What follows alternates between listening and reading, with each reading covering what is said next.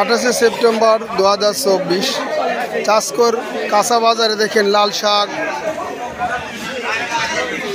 বাবা পটল কত যাচ্ছে? 40 টাকা কেজি, 20 টাকা কেজি, 60 টাকা কেজি। হালি নিলে 12 টাকা হালি। যাদের রক্ত কম শরীরে আর অবশ্যই এই কোলাগুলো খাবেন।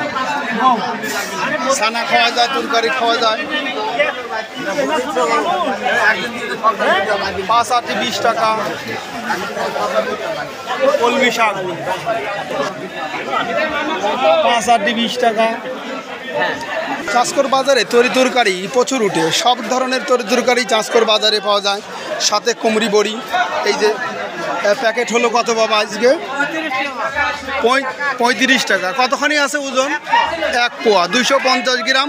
তার মানে 1 পোয়া এখানে বলা হয় 35 টাকা।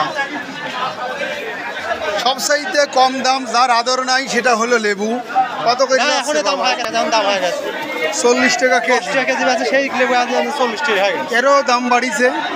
ভেবেছিলাম দাম কম, কিন্তু তারও না। 10 টাকার জিনিস এখন 40 টাকা কেজি। পটল 40।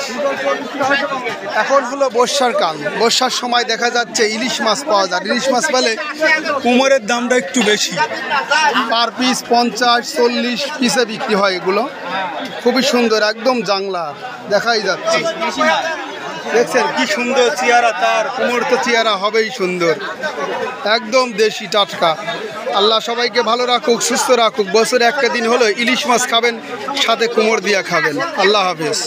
ভাই ইলিশ কিনিলে, এই যে ইলিশ, এই যে কুমোর টাটকা। কত করে কেজি ধরলো ভাই? 600 টাকা কেজি। 600 টাকা কেজি।